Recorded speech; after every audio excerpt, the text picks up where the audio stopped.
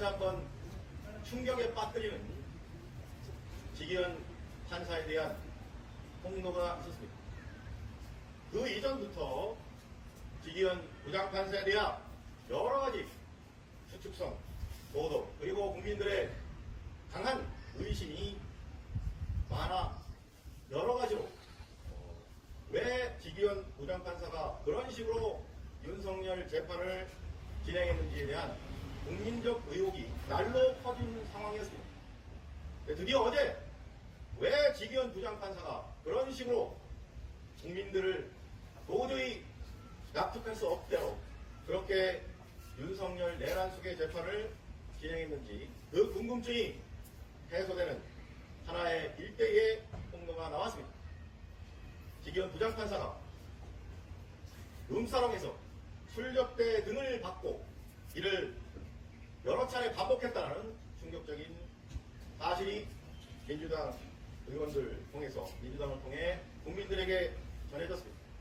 우리 국민들은 그래도 법관, 법원, 사법부가 정의롭고 공정하고 투명하고 법 앞에 평등을 수호하기 위해 온 힘을 다한다고 믿고 싶었습니다.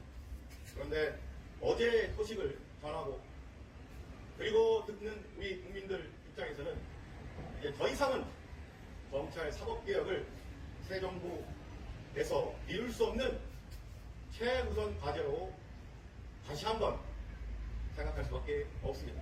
금일 우리 단체에서는 사법정의는 물론 재판의 공정성마저 땅에 떨어뜨리는 그리고 법관들의 모든 노력을 숲으로 만드는 지기현 판사의 이러한 작태에 대해서 도덕적인 것은 물론 법률적인 책임을 묻기 위하여 국민을 대신하여 지기현 부장판사를 공수처의 형법상 뇌물 그리고 청탁금지법 위반으로 고발합니다.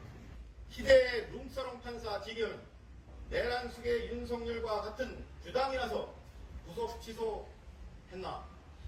아니면 약점을 단단히 잡혀서 그런 것인가?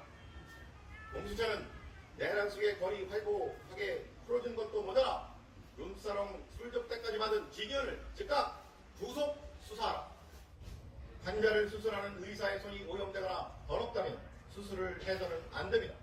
마찬가지로 재판 업무를 담당하는 법관이 정치적 중립성과 직무 독립성을 훼손할 수 있는 술접대를 받는 등 하는 것은 헌법과 법률에 의해 양심에 따라 독립해서 심판한다는 헌법 규정에 정면으로 위반하는 것은 물론 법관 징계 사유입니다. 결국 피고인 지기현은 법관으로서 대한민국 헌정사와 사법 역사에서 가장 중대한 사건 중의 하나인 내란숙의 피고인 윤석열 등에 대한 1심 재판을 담당하고 헌법과 법률 그리고 양심에 따라 독립적으로 심판해야 함에도 불구하고 자신의 직무인 재판 업무와 관련하여 재판 업무의 정치적 중립성과 직무 독립성을 심대하게 훼손할 수 있는 향응을 받았으므로 뇌물죄의 대책을 져야 마땅합니다. 그런데 피고인 지기현은 재판 업무를 담당하는 판사라는 공직자의 자리에서 동인으로부터 1회 100만 원을 초과하는 금품 등인 향응을 수차례 받았으므로 청탁금지법 위반의 대책을 져야 마땅합니다. 이에 비처럼 피고인 지기현을 고발하오니 법 앞에 평등이라는 헌법 규정이 국민의 한 사람인 현직 부장판사에게는 달리 적용되어 형사사법 시스템에 대한 국민의 신뢰를 더욱 응해시키는 일이 없도록 피고발인 지기현의 혐의에 대해 철저히 수사하고 엄중히 처벌하여 주기를 사법정의를 바라는 수많은 국민을 대신하여 강력히 촉구하는 바입니다. 2025년 5월 15일 사법정의 바로 세우기